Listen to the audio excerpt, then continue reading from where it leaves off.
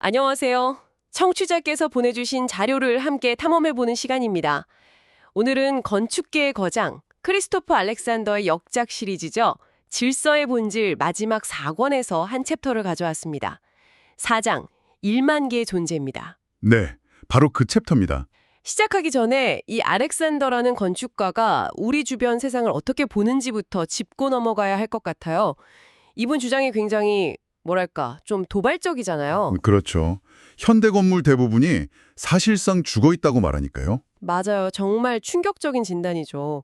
그래서 오늘 저희의 목표는 그가 왜 그런 진단을 내렸는지, 그리고 그가 말하는 살아있는 세상의 비밀은 대체 뭔지, 그 단서들을 하나씩 파헤쳐보는 겁니다. 네, 그 첫 번째 단서가 바로 센터라는 개념에서 시작되죠. 네, 센터.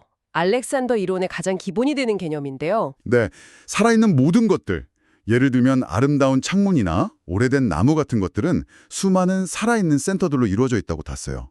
여기서 센터는 그냥 기하학적인 중심점이라기보다는 어떤 구조 안에서 유독 우리 눈길을 끌고 또 안정감을 주는 그런 부분을 말하는 거죠. 그런데 그의 주장이 여기서부터 굉장히 대담해집니다.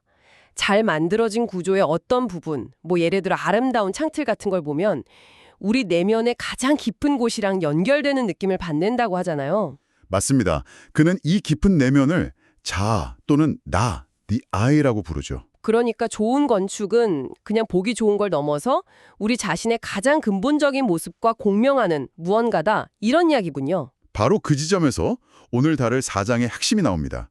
그는 이제 센터라는 그 기술적인 용어만으로는 좀 부족하다고 느낀 거예요. 그래서 새로운 단어를 가져오죠. 바로 존재입니다. 센터에서 존재로? 이게 그냥 단어만 바꾼 게 아닌가요? 무슨 큰 차이가 있는 거죠? 이게 굉장히 중요한 차이가 있는데요. 네. 센터라는 건 뭐랄까 구조를 분석하기 위한 좀 기술적인 용어에 가깝다면요. 분석을 위한 도구 같은? 그렇죠. 근데 존재는 우리가 그 구조랑 감정적으로 심지어는 영적으로 교감할 때 쓰는 단어인 셈이에요. 설계도 위에 여기가 센터라고 표시할 수는 있지만 그걸 보고 우리가 저건 정말 살아있는 것 같아 라고 느낄 때 바로 그 순간 그 센터가 존재가 되는 거죠. 알겠습니다. 내 안에서 나를 발견하는가? 근데 솔직히 너무 추상적으로 들리거든요. 이게 그냥 사람마다 기분 따라 달라지는 주관적인 느낌이랑 뭐가 다른 건지? 이걸 객관적으로 테스트해볼 방법이라도 있나요? 네, 좋은 지적입니다. 그래서 알렉산더가 아주 간단하면서도 강력한 실험을 제안하죠. 바로 자아의 거울 실험입니다. 자아의 거울이요? 네, 어떤 사물의 특정 부분을 보면서 스스로에게 딱 한 가지만 물어보는 거예요. 나는 이 안에서 나 자신을 발견하는가? 여전히 좀 막연한데요. 구체적인 예시가 좀 필요할 것 같아요. 마침 자료에 아주 극단적인 비교 사례가 있죠. 네, 그거요. 17세기 아프리카 조각상 머리랑 1985년에 나온 컴퓨터 디스켓 커버. 네, 그걸로 한번 해보죠. 먼저 조각상의 그 약간 볼록하게 솟은 눈꺼풀을 한번 보세요. 그 부분이요? 네. 어떤 느낌이 드시나요? 알렉산더는 대부분의 사람들이 그 눈꺼풀을 보면서 자기 자신과 어떤 깊은 연결감을 느낀다고 말해요. 나를 발견한다는 거죠. 이게 바로 존재의 특성입니다. 거기 C 안쪽 검은 공간을 한번 보세요. 네, 보고 있습니다. 나는 이 공간에서 나를 발견하는가? 아마 대부분 망설임 없이 아니오라고 답할 겁니다. 그냥 의미 없는 텅 빈 공간일 뿐이죠. 잠깐만요. 근데 그건 좀 불공평한 비교 아닌가요? 조각상은 우리랑 똑같은 사람 얼굴이니까 당연히 더 친밀감을 느끼는 거고요. 익숙한 형태에 끌리는 건 당연한 거잖아요. 바로 그 질문이 나올 줄 알았습니다. 알렉산더도 그 점을 정확히 짚고 넘어가요.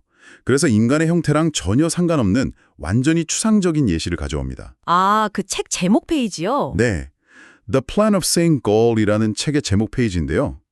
여기서는 글자 하나하나, 예를 들어 G나 A 같은 글자 자체는 물론이고 그 글자들 사이에 미세한 빈 공간들 있잖아요. 네, 글자 사이의 공간이요. 심지어 G와 A가 만나서 만들어진 그 작은 삼각형 모양의 공간, 거기서조차 우리는 어떤 꽉 찬 느낌, 즉 존재를 발견할 수 있다고 말합니다. 핵심은 사물의 형태나 기능이 아니라 그 자체의 기하학적 구조랑 공간의 질에 있다는 거죠. 와, 듣고 보니 그러네요. 디스켓의 C 안쪽은 그냥 텅 비어 있는데 저 책 제목의 글자 사이 공간은 뭔가 팽팽한 긴장감이 느껴지는 것 같아요. 그렇죠. 근데 더 놀라웠던 건 머리 자르는 가위의 시였습니다. 아니, 아프리카 조각상이나 오래된 책은 뭐 예술이니까 그렇다 쳐도 그냥 공장에서 찍어내는 가위에서까지 존재나 자아를 이야기하는 건 좀 과한 것 아닌가요? 대체 평범한 가위에 어디에서 그런 걸 느낄 수 있다는 거죠? 하하, 바로 그 반응이 정상입니다. 하지만 알렉산더는 바로 거기서 우리가 세상을 보는 방식을 완전히 뒤집는 원칙을 꺼내들어요. 원칙이요? 존재는 오직 존재로만 만들어질 수 있다. 존재는 존재로만 만들어진다. 그게 무슨 뜻이죠? 보통 우리는 좋은 제품이란 좋은 부품을 잘 조립하면 된다고 생각하잖아요. 근데 알렉산더는 그 생각을 완전히 뒤집는 겁니다. 아, 죽은 부품들을 아무리 정교하게 엮어봤자 절대 살아있는 전체를 만들 수 없다는 거죠. 그가 보여주는 가위를 자세히 보면요. 손가락을 넣는 둥근 구멍, 날렵하게 뻗은 칼날의 경사, 두 날을 이어주는 작은 나사 하나까지. 네, 하나하나 다요? 네, 그 모든 개별 부품들이 저마다 완결된 형태와 생명력을 가진 하나의 존재라는 겁니다.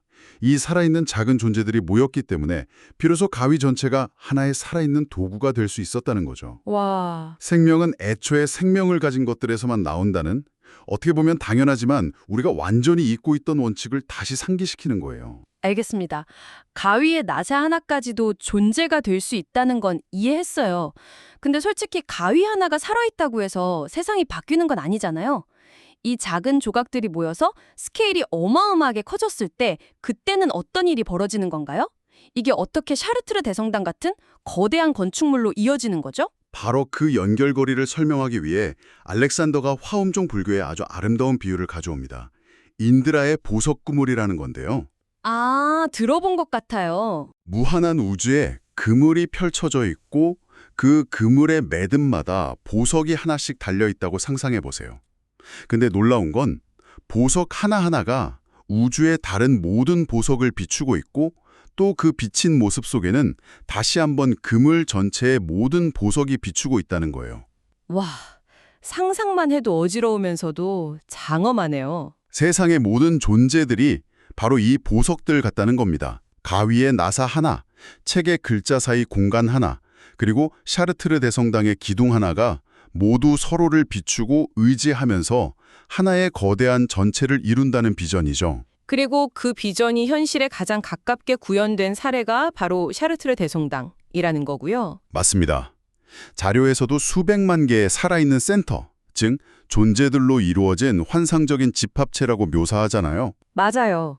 성당의 평면도부터 첨탑, 기둥, 스테인드 글라스에 푸른색 조각, 돌에 새겨진 장식, 심지어 지붕 기와 한 장까지 모든 게 다 개별적인 존재라고요. 이 수많은 존재들이 모여서 하나의 목소리를 낸다. 그렇습니다. 수백만, 어쩌면 수억 개의 존재들이 각자 자기 목소리를 내는 게 아니라 마치 하나의 거대한 오케스트라처럼 완벽하게 조화돼서 단 하나의 거대한 나를 외치는 듯한 실체. 알렉산더는 이걸 순수한 통일성이라고 부릅니다. 근데 여기서 진짜 궁금한 게 생깁니다. 14세기 석공들이 이런 복잡한 불교 철학이나 기하학 이론을 알았을 리가 없잖아요. 그렇죠. 그 사람들은 대체 어떻게 이런 경이로운 건축물을 만들 수 있었던 걸까요? 뭔가 비밀이라도 있었던 건가요? 알렉산더는 그 사람들이 뭐 복잡한 이론 같은 건 몰랐을 거라고 봐요. 대신에 그냥 마음속에 항상 담아두고 쓰는 아주 간단하고 강력한 원칙 하나만 따랐다는 거죠. 원칙이요? 네. 그는 이걸 근본 과정, the fundamental process라고 부릅니다. 마법의 주문 같은 건가요? 그 원칙이 대체 뭐죠? 놀라울 정도로 간단합니다. 당신이 만드는 모든 것은 하나의 존재여야 한다. 이게 전모입니다. 와, 그게 다라고요? 네. 조금 풀어서 말하면 무언가를 만들 때 당신이 만드는 모든 요소, 예를 들어 벽돌 한 장, 창틀 하나, 그리고 그것들 사이의 공간, 또 그것들이 모여 이루는 더 큰 구조물까지 전부 당신의 가장 깊은 자아와 공명하는 존재가 되도록 만들어야 한다는 겁니다. 와, 그 두 도면을 나란히 놓고 보니까 진짜 충격적이네요. 자료에 나온 학생들 그림은 그냥 선들의 집합인데 샤르트르 도면은 기둥과 기둥 사이의 그 빈 공간조차도 마치 하나의 꽉 찬 도형처럼 보여요. 그렇죠. 이제야 공간 자체도 존재가 되어야 한다는 말이 무슨 뜻인지 알 것 같습니다. 이게 말처럼 쉬운 일이 아니거든요. 알렉산더가 수업에서 겪은 일화가 하나 있는데요. 건축가 학생들이 도면을 그리는데 그림에 전혀 생명력이 없더랍니다. 아, 그래서 그가 학생들에게 건축은 잠시 잊고 어릴 때처럼 순수한 마음으로 이스터 에그의 그림을 그려보라고 했어요. 부활절 달걀이요? 갑자기요? 네. 그러자 놀라운 일이 벌어진 거예요. 학생들이 아무런 계산 없이 순수하게 아름다운 무늬를 만들려고 집중하자 그들의 그림에서 비로소 살아있는 센터들이 나타나기 시작한 겁니다. 와, 복잡한 개념이 아니라 순수하게 아름다움을 추구하는 그 천진난만함. 그게 바로 샤르트르를 만든 비밀의 열쇠였다는 거죠. 차르트르나 오래된 공예품 이야기는 정말 감동적입니다. 하지만 이제 가장 현실적인 질문을 던져야 할 것 같아요. 고속도로, 쇼핑몰, 아파트가 가득한 지금 이 잔혹한 세상에서 이 개념이 무슨 소용이 있을까요? 솔직히 제 아파트 복도를 걸을 때마다 여기는 존재가 하나도 없구나 하고 느낄 때가 많거든요. 형광등, 회색 페인트, 똑같은 문들. 알렉산더가 보면 정말 슬퍼하겠네요.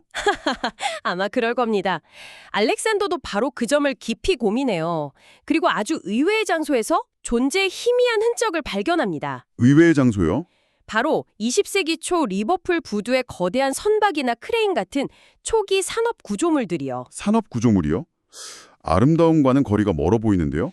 그렇죠. 하지만 그는 이런 구조물들이 어떤 미학적 의도 없이 오직 실용성을 극단적으로 추구하는 과정에서 의도치 않게 수많은 존재들을 만들어냈다고 봅니다.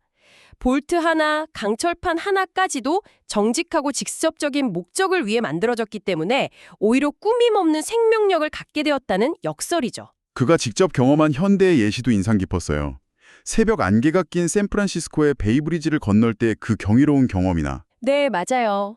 캘리포니아 오클랜드의 평범한 호숫가 풍경에서조차 존재의 세계를 느낀다고 했죠. 가까이서 보면 개별 건물들은 추할지 몰라도 멀리서 새벽빛에 빛나는 전체 풍경 속에서는 샤르트르와는 또 다른 종류의 존재를 발견한다는 말이요. 바로 그것이 알렉산더가 제시하는 새로운 비전의 핵심입니다. 우리는 샤르트르 시대를 재현할 수도 없고 그래서도 안 된다는 거죠. 아, 대신 우리 시대의 추함, 잔혹함, 혼란스러움을 있는 그대로 인정하고 바로 그 안에서 새로운 존재들을 만들어내야 한다는 겁니다. 추함과 아름다움이 공존하는 세계. 네. 어쩌면 완벽하게 아름답기만 한 샤르트르보다 더 진실되고 강력한 세계를 창조하는 것이 우리 시대의 과제라는 거죠. 그렇군요. 건물은 하나의 거대한 장식이다 라는 마지막 문장이 바로 그 의미였군요. 단순히 표면을 꾸미는 장식이 아니라 그 건물 자체가 가진 내적인 질서를 통해서 세상이라는 더 큰 구조에 기여하는 하나의 심오한 존재가 되어야 한다. 이런 뜻으로 이해되네요. 자, 오늘 탐구를 정리해 보겠습니다. 알렉산더의 주장은 결국 우리 주변 환경의 좋고 나쁨이 그곳을 이루는 수만 개의 작은 부분들이 얼마나 우리 자신의 진정한 모습을 비추는 살아있는 존재인가에 달려있다는 거였습니다. 자, 이 모든 것이 지금 이 방송을 듣고 있는 당신에게는 무엇을 의미할까요? 이 주장의 가장 놀랍고 역설적인 지점은 이것이라고 생각해요. 사람들이 각자 자신의 가장 깊은 곳에 있는 진정한 자아를 따라서 무언가를 만드는 이 지극히 개인적인 과정이 아이러니하게도 가장 기능적이고 조화로우며 모두를 위한 살아있는 공공의 세계를 만들어낸다는 것입니다. 와, 정말 역설적이네요. 네. 결국 살아있는 세계를 만드는 위대한 일은 우리 각자가 진정한 자신을 찾아가는 내면의 여정과 결코 분리될 수 없다는 뜻이겠죠. 그래서 마지막으로 청취자께 이런 질문을 던져보고 싶습니다. 당신이 무언가를 만들 때 그것이 업무 보고서든 저녁 식사든 이메일 한 통이든 당신은 단지 기능을 충족시키는 일을 하고 있습니까? 아니면 당신의 가장 진실된 모습을 담아내어 세상에 단 하나뿐인 작은 존재를 창조하고 있습니까?